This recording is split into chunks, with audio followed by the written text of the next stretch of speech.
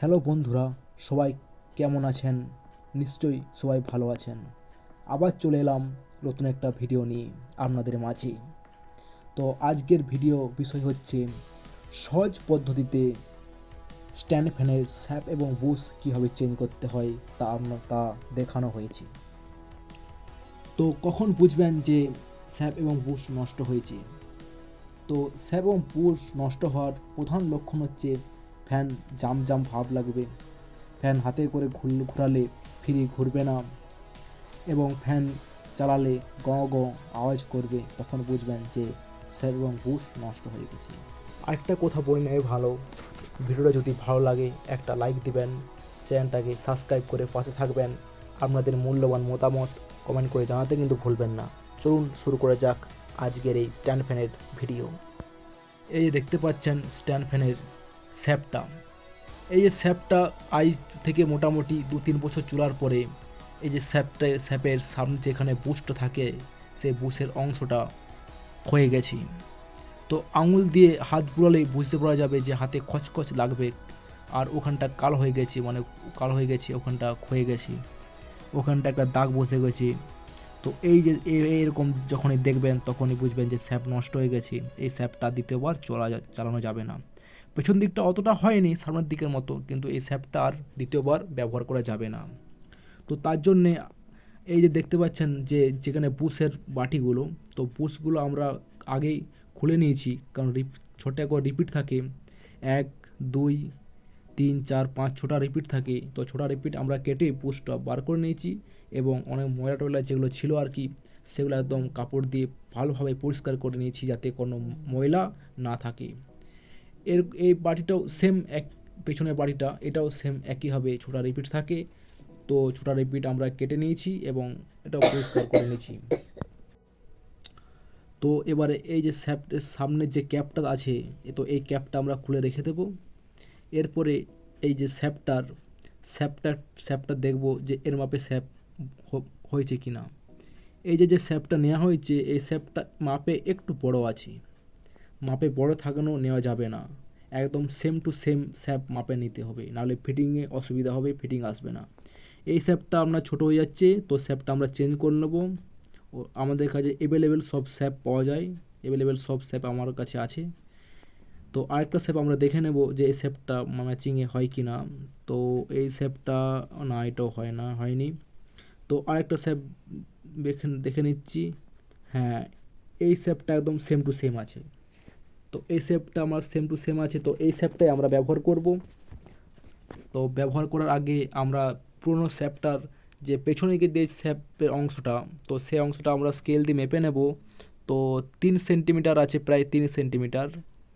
তো 3 সেন্টিমিটার আছে, আমরা সেরকম নতুন স্যাপটা আমরা যখন লাগাবো ওরকম 3 সেন্টিমিটার পেছন দিকটা রেখে পরে আমাদেরকে স্যাপটা লাগাতে হবে, না হলে পেছন দিকটা বেশি বেড়ে গেলে স্যাপটা আমাদের ফিটিংসে অসুবিধা আসবে। তো 3 সেন্টিমিটার আছে, তো দেখে দেখে নিন ভালোভাবে, 3 সেন্টিমিটার। তো এরকম, তো এবারে আমরা এরকম একটা পাইপ নিয়ে নেব। এটা হচ্ছে আমার একদম স্টেনলেস স্টিলের, এটা আপনার হাতুড়ি দিয়ে ঘা দিলেও নষ্ট হয়ে যাবে না, একদম পাইপের মতন। কারণ স্যাপটা তল দিকে ঢুকিয়ে দেবো, তার উপর দিকে হাতুড়ি দিয়ে ঘা মারলেই স্যাপটা নিচে পড়ে যাবে। এরকম একটা হাতুড়ি নিয়ে নেবেন, ঠিক আছে? খুব একটা বড় হাতুড়ি নেওয়ার দরকার নেই, ছোটো হাতুড়ি নিয়ে হবে। উপরে ঘা মারবেন আস্তে আস্তে, খুব জোরে ঘা মারবেন না, নাহলে সামনেটা আপনার হয়ে যাবে। তো ঘা মেরে নিয়ে স্যাপটা নিচে নিচে পড়ে গেছে। তো ওই মাপের, তো স্যাপটা বার করানোর পরে আমরা একবার মাপ করে একবার কনফার্ম করে নেব যে মাপটা ঠিকঠাক আছে কি না। না, একদম মাপ সঠিক, একটু কোনো মাপ বড়ও নেই, একটু ছোটো নেই। তো এটা লাগানোর জন্য আমরা কী করতে হবে না, ওই যে রোটারটা আছে, তো রোটারটার সামনের দিক থেকে স্যাপটা আমার ঢোকাতে হবে, কারণ ওই যে পেছন দিকে ঘা মারা যাবে না, আমাকে ঘা মারতে হবে সামনের দিকে। কারণ যদি সামনের পেছন দিকে ঘা দেওয়া হয় সেখানটা আপনার ঘষা যাবে না। তারপর পেছন দিক সামনের দিক থেকে আমরা ঢুকে নেব আস্তে আস্তে, আস্তে আস্তে ঢুকে নিয়ে স্যাপটা সহজে চলে যাবে। খুব জোর জোর ঘা দেবেন না, কারণ স্যাপটা আপনার বেঁকে যেতে পারে। তো দেখতে পাচ্ছেন 3 সেন্টিমিটার আমার মিলে গেছে। তো এরকম 3 সেন্টিমিটার হয়ে গেছে স্যাপ ফিটিং। তো আমরা পেছনে একটা ক্যাপ লাগিয়ে নেব, সামনেরও যে ক্যাপটা আছে ক্যাপটা লাগিয়ে নেব। আরেকটা কথা বলে দিই, যদি আপনাদের ক্যাপগুলো নষ্ট হয়ে যায় তো নতুন ক্যাপ ক্যাপ চেঞ্জ করে নেবেন, কারণ নাহলে আপনার অসুবিধা হবে আছে। তো আমরা একদম ভালো বুশ নিয়ে নেব, এমএসপি কোপারের বুশ 198। তো আমরা দেখতে পেলেন যে স্ক্রিনে 198 লেখা আছে। তো বুশটা আমরা দেখে নিতে হবে যে স্যাপের সঙ্গে ঠিকঠাক টাইট আছে কিনা। যদি বুশটা আপনার লুজ হয়ে যায় স্যাপের সাথে, তাহলে সে বুশটা ব্যবহার করা যাবে না, যদি নতুন হলেও ব্যবহার করা যাবে না। তো আমরা অয়েল প্যাডগুলো চেঞ্জ করে নেব, এবং চেঞ্জ করার পর একটু অয়েল প্যাডগুলো আমরা মোবাইল লাগিয়ে নেব। একদম পোড়া মোবাইল লাগানো চলবে না, একদম নতুন মোবাইল লাগাতে হবে। তো আমরা নতুন মোবাইলে ভিজিয়ে নিলাম অয়েল প্যাডগুলোকে। এবার অয়েল প্যাড আর বুশ আমরা ফিট করে নেব। তো ফিট করার পরে এই যে স্প্রিংটা, এই স্প্রিংটা কিন্তু ভালোভাবে খেয়াল করবেন যে এই স্প্রিংটা আপনারা অনেক সময় ভুলভাল লাগিয়ে দেন, দিয়ে ফিটিংসে আপনার অসুবিধা হয়। তো ওই যে স্প্রিংটা যে একটা আছে, ওই স্প্রিংটা আপনার ওই যে সরু অংশটা ওটা আপনার তল দিকে হবে, আর বড় অংশটা আপনার উপর দিকে হবে। তো আরেকটা যে বাটি আছে পেছনেরটা, তো ওইটাও আমরা অয়েল প্যাডটা আমরা মোবাইল দিয়ে ভিজিয়ে নেব পুরোপুরি। তো ভিজানো আমাদের প্রায় শেষের মুখে। তো আমরা এবার বুশটা ফিটিং করে নেব। তো বুশটা ফিটিং করার পরে ওই স্প্রিংটা ভালো করে দেখে নিই, স্প্রিংটা সেম ওই সামনের অংশটা আপনার ওই নিচ দিকে থাকবে, আর বড় অংশটা উপরের দিকে থাকবে। এভাবে ফিটিং করে আমাদের হয়ে গেছে। এবার আমরা রিপিট দিয়ে ওটা আমরা করে দেবো, যেমন কোম্পানি যেভাবে ফিটিং করে রিপিট দিয়ে, সেম আমরা অ্যালুমিনিয়াম রিপিট দিয়ে কোম্পানির মতন আমরা ফিটিং করে নেব। তো দেখতে পাচ্ছেন আমরা আমার ডিবা থেকে রিপিট বার করলাম। ঠিক আছে, আমরা স্যাম্পেলের জন্য রিপিট কোটা কত আমরা নিয়ে নিয়েছি, ওটা আপনার ছোটোখাটো 12টা রিপিট লাগবে। তো আমাদের রিপিট 12টা এখান থেকে আমরা রিপিট নিয়ে নেব, গুনে 12টা, 6 6 12টা। তো রিপিট আমাদের নেওয়া হয়ে গেছে। তো এবারে এরকম একটা তলে কিছু একটা হাতুড়ি নিয়ে নেবেন, যদি আপনাদের একটা হাতুড়ি থাকে কিংবা লোর ভালো কিছু অংশ দিয়ে হাতুড়ি দিয়ে হালকা ঘা দিয়ে দেবেন, তাতে রিপিটটা অ্যালুমিনিয়াম রিপিট আমরা সহজে রিপিট হয়ে যাবে। তো এরকম প্রত্যেকটা রিপিট আপনারা ঘা দিয়ে দিবেন, ছোটো রিপিট আছে। তো এরকম দেখতে পাচ্ছেন আস্তে আস্তে আমরা রিপিট লাগিয়ে নিচ্ছি।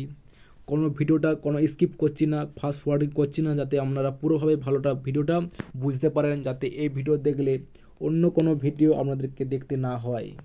কারণ আপনাদের কথা ভেবেই একদম ভিডিওটা করা, কোনো স্কিপ করছি না, কোনো কিছু করছি না, যাতে আপনারা ভালোভাবে বুঝতে পারেন, শিখতে পারেন, সেই চিন্তা আমি করি। তো এই যে দেখতে পাচ্ছেন আমার রিপিট মারা চলছে। তো আমরা যদি কেউ না থাকে আমাদের পাশে ধরার জন্য, তো আমার পাশে কেউ ছিল না আর কি। তো আমি ওই যে দুটো করে পায়ে করে ওটা ধরবেন, দুটো পায়ে করে চেপে, আর একটা হাত দিয়ে ধরবেন, আর এক হাতে হাতুড়িটা মারবেন। তো রিপিট আমাদের 3-4টা রিপিট লাগানো হয়ে গেছে। তো 6 পিস রিপিট থাকে লাগাতে। তো আমরা 2-3টে লাগানো, চারটে লাগানো চলছে আমাদের, আর দুটো রিপিট আছে লাগানো। তো রিপিটটা লাগানো করে এই যে পুরোনো যে স্যাপটা আপনারা বের করলেন চেঞ্জ করার জন্য, ওই স্যাপটা দিয়ে আপনারা ঠকে দিবেন। তো আমাদের রিপিট প্রায় লাগানো চলছে। তো আরেকটা কথা বলে দিই, ফ্যান ফিটিংয়ের প্রবলেম যদি আপনাদের হয় তো বলবেন, আরও ভালোভাবে ভিডিও দেখানো হবে। যদি যেখানটা আপনার প্রবলেম হচ্ছে সেখানটা কমেন্ট করে বলবেন, আমরা সেই বিষয়ে শীঘ্রই ভিডিও বানাবো। আপনাদের মতামত কমেন্টে জানাবেন। আরেকটা কথা, ভিডিওটা এখন ভালো লাগলে একটা করে লাইক দিবেন। যারা এখনও লাইক দেননি, তো এতক্ষণ হয়ে গেল, ভিডিওটা একটা করে লাইক তো দিন। আপনাদের একটা লাইক আমাদের ভিডিও বানাতে আরও উৎসাহিত করে। তো আমাদের রিপিট লাগানো প্রায় হয়ে গেছে। তো আমাদেরকে দেখিয়ে দেবো, দেখে নিন, একদম কোম্পানির মতন ফিনিশিং। কোনো নাট বল্টু আপনারা কেউ ব্যবহার করবেন না, একদম রিপিট ব্যবহার করবেন, দেখতে সুন্দর লাগবে, একদম কাজটাতে আপনার সন্তুষ্টি হবেন, কাস্টমারও সন্তুষ্টি, আপনিও কাজটা করতে আগ্রহী হবেন, কারণ কোম্পানির মতন সেম ফিনিশিং চলে আসবে একদম। তো আরেকটা রিপিট আছে, ওটা আমরা লাগানো হয়ে গেছে। তো ওটা আপনাদেরকে দেখালাম না, কারণ সেমভাবে রিপিট আপনারা লাগাতে হবে। তো এবারে আপনারা ফিটিংয়ের দিকটা আপনি ভালো করে ধ্যান দিন, কারণ ফিটিংটা হচ্ছে খুবই গুরুত্বপূর্ণ। কারণ ফিটিংটা আপনারা ঠিকঠাক করতে না পারলে ফ্যান আবার ঠিক জাম থাকবে, ফ্রি হবে না। তখন বলবেন কীভাবে দেখালেন যে ফ্রি হচ্ছে না। এটা ভালোভাবে দেখে নিন। ওই যে আমরা যে নাট তারগুলো আছে, তারগুলো আমরা বের করে নিলাম দুটো সাইড থেকে, দুটো ছেঁড়া দিয়ে আমরা তার বের করে নিয়েছি। এবার আমরা একটা নাট লাগিয়ে আমরা সেন্টার করে নেবো, যাতে নাটগুলো ঠিকঠাক ঢুকে যায়। দিয়ে এটা আমরা লিডটা আমরা নামিয়ে দেবো।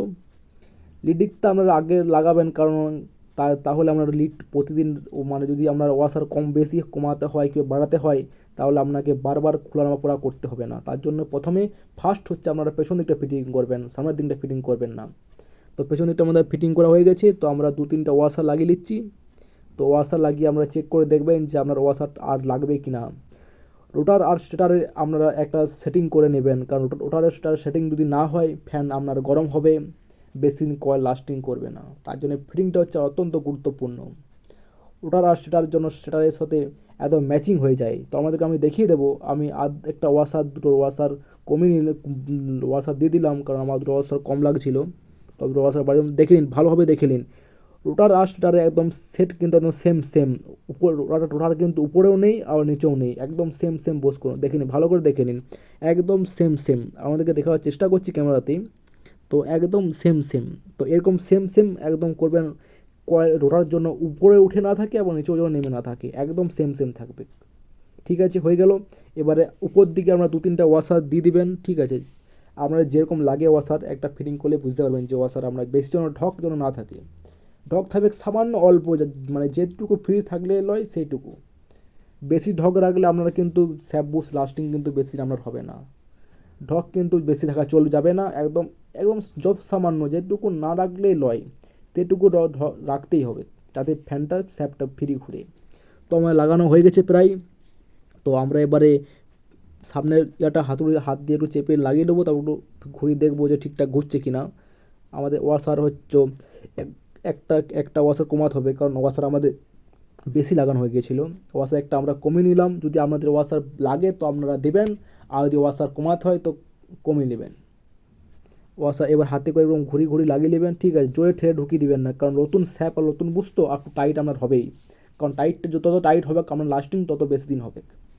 তো আপনি হাতুড়ি দিয়ে 4 সাইডে একটু করে ঠুকে নেবেন, যদি আমরা জাম জাম লাগে, কারণ ভালোভাবে হয়তো বসেনি, কারণ ভালোভাবে বস করে নেবেন। ঠিক আছে, আমি বস করে নেওয়ার পরে আমি নাট দিয়ে হাত দিয়ে নাটগুলো লাগিয়ে নিচ্ছি, তারপর আমরা প্লাস দিয়ে টাইট করে নেব, টাইট করে দিচ্ছি। তো প্লাস দিয়ে ভালোভাবে টাইট করবেন, কোনো কোথাও লুজ রাখবেন না, সেম সেম মানে কী আরও মানে অ্যাডজাস্ট করে টাইট করবেন, এদিকটা একবার টাইট করবেন, ওদিকে একবার টাইট করবেন, একটা নাট খুব জোর টাইট করে দিবেন না, তাহলে কিন্তু আপনার ফিটিং কিন্তু কোনো মতেই হবে না। ফিটিং যদি আপনাকে ফ্রিভাবে করতে হয়, সঠিকভাবে করতে হয়, তো আপনার টাইটটা গুরুত্বপূর্ণ, কারণ আপনি একটা নাট খুব জোরে টাইট দিবেন, একটা নাট আস্তে টাইট দিবেন, এরকম হবে না, প্রতিটা নাট আপনার সমানভাবে টাইট করতে হবে।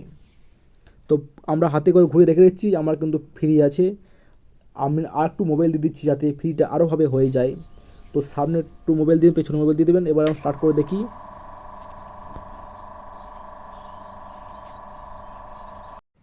আজকের ভিডিও এখানেই শেষ করছি। আপনারা ভালো থাকবেন, সুস্থ থাকবেন। Tata, bye bye.